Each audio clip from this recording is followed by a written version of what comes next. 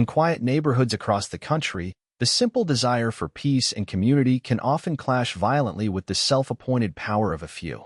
It starts subtly, a small demand here, an overbearing suggestion there, until you realize the lines between community guidelines and personal kingdom have blurred beyond recognition.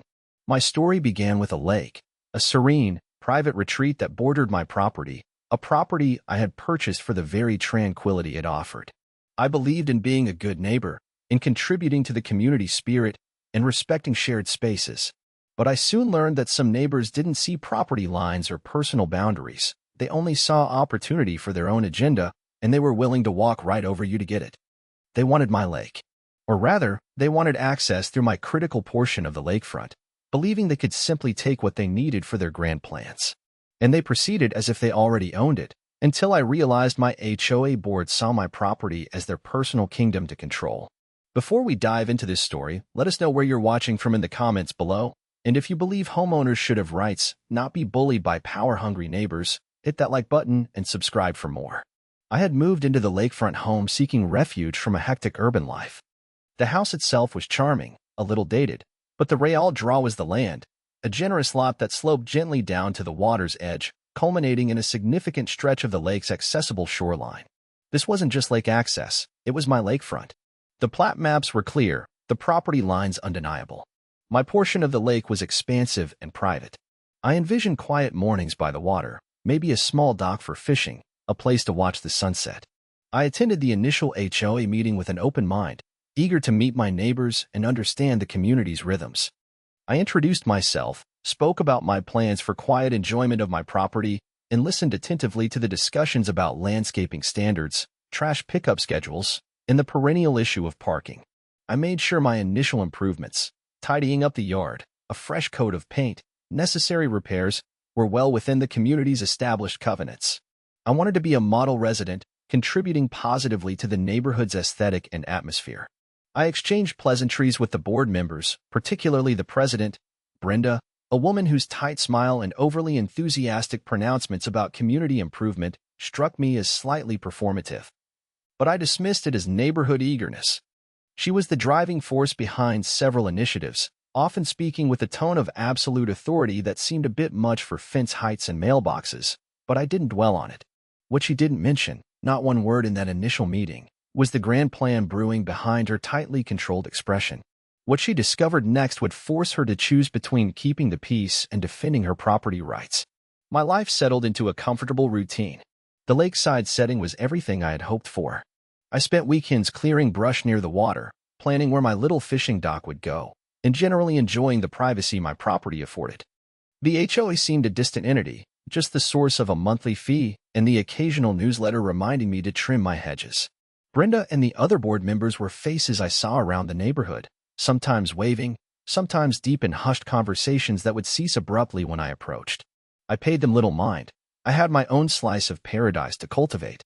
My property was a large, irregular shape, wide at the back where it met the lake, giving me that disproportionate amount of shoreline compared to my neighbors whose lots were narrower rectangles. This unique feature, I would later learn, was both the source of my peace and the target of my HOA's ambition. They had been dreaming of enhancing the community's amenities, specifically focusing on the lake, which was the neighborhood's most valuable shared asset. The problem was, the best access, the widest, most easily developed stretch of shoreline perfect for a communal gathering space or recreational hub, happened to be my private property. Brenda, it seemed, viewed my extensive shoreline as an underutilized community resource, one she felt entitled to repurpose for the greater good, regardless of who legally owned it. She began subtly, asking hypothetical questions about my long-term plans for the lakefront, mentioning how wonderful it would be if all residents could enjoy such a beautiful spot. I politely explained my quiet plans, emphasizing the privacy I sought. Her smile didn't reach her eyes. I saw her on walks sometimes, pausing at the edge of my property line near the lake, peering through the trees towards the water, often with another board member or two, pointing and gesturing. I initially thought they were just admiring the view. The first sign that something was truly amiss came in the form of a community-wide email from Brenda, detailing exciting new plans for enhancing our shared lakeside experience. The email spoke of a new community dock, a small pavilion, and improved access points. It included a preliminary sketch map. When I opened the attachment, my stomach dropped. The map clearly showed the proposed dock and pavilion situated squarely on my lakefront property. Not near it, not adjacent to it, but on the land I owned. There was no mention of obtaining permission, no suggestion of discussing easements, nothing. It was presented as a done deal, an exciting new project for the community. My initial reaction was confusion, followed quickly by a surge of disbelief and then cold anger. How could they possibly think they could build on my land? Had they made a mistake with the map? I reread the email, looking for any hint of negotiation or acknowledgement of private property. There was none. It was phrased entirely as an HOA project on HOA land. It hit me then. Brenda wasn't mistaken. She simply didn't care that it was my land. She saw my private property as the ideal location for her community resort vision, and in her mind, her position as HOA president somehow granted her the right to claim it. This wasn't about community, it was about control and entitlement. I felt a chill. My attempts to be a good neighbor, to comply with rules, had apparently been interpreted as weakness, an invitation to be exploited. My immediate instinct was to contact Brenda and point out the obvious error.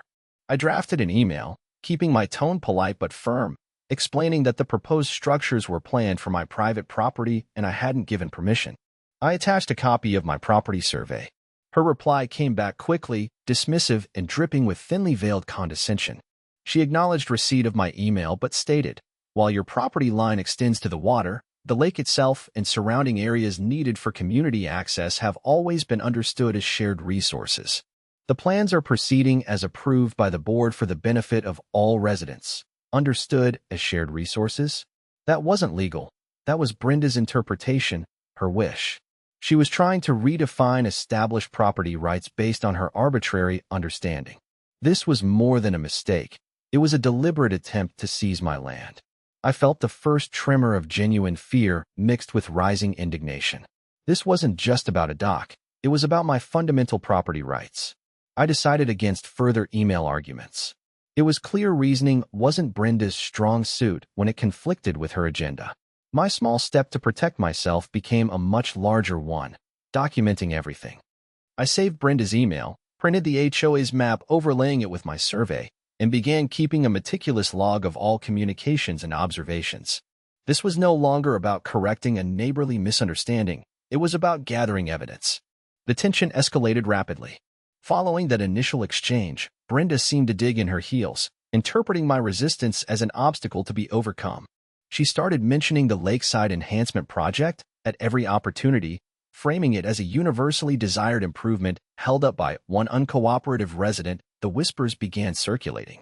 Neighbors who had been friendly now offered strained smiles or avoided eye contact.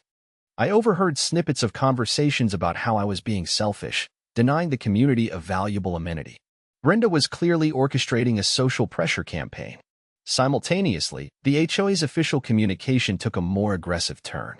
I received a formal letter, not from Brenda, but from the HOA management company she used, stating that my refusal to cooperate with the Lakeside project was negatively impacting community morale and could potentially lead to legal action to secure necessary easements for community access, legal action, to secure easements on my private property without my agreement.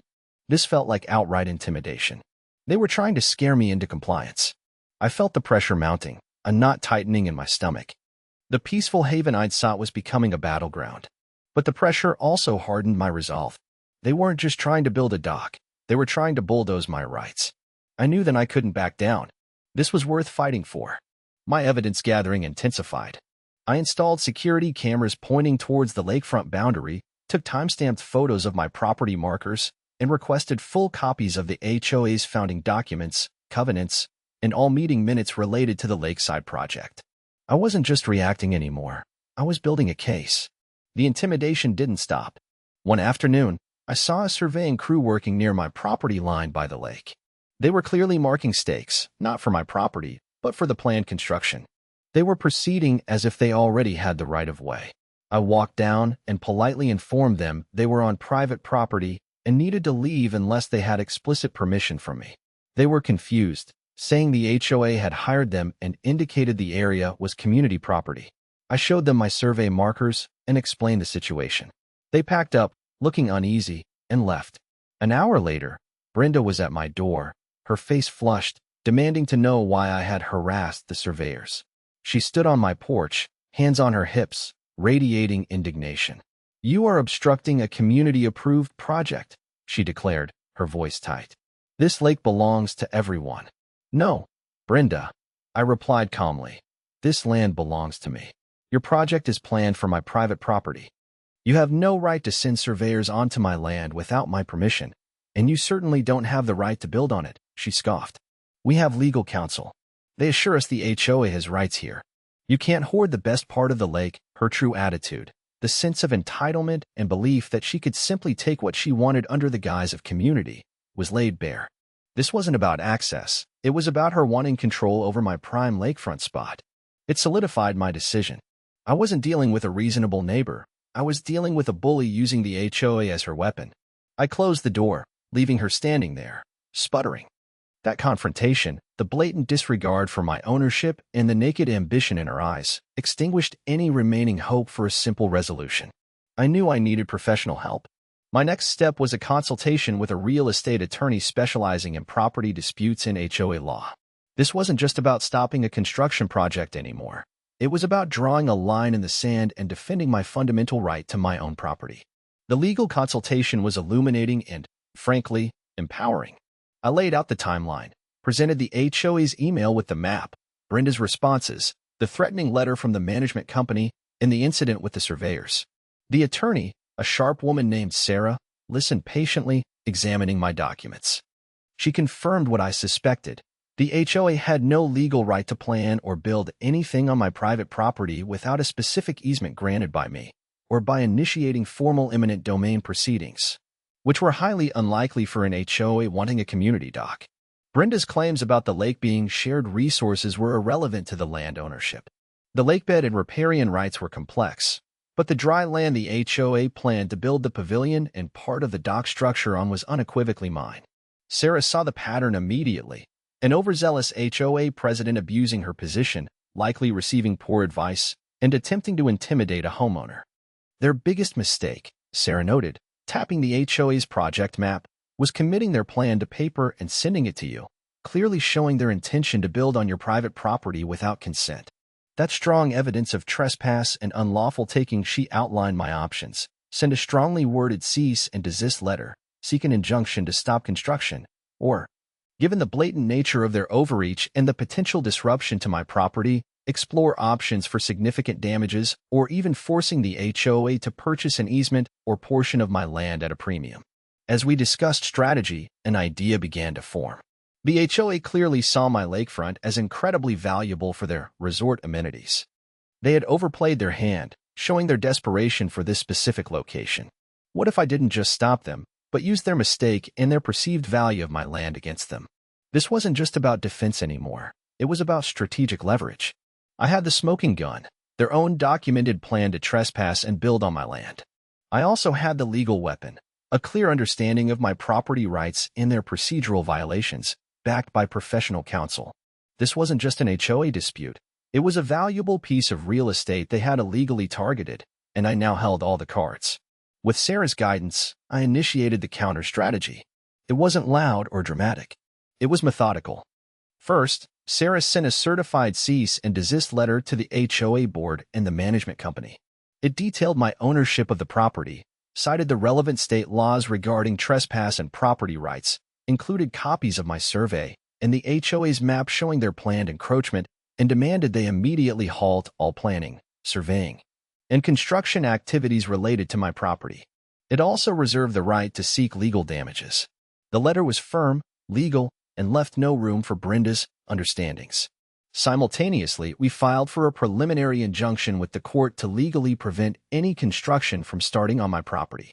This was a public record and would force the HOA to respond formally through the legal system, not just with bullying emails.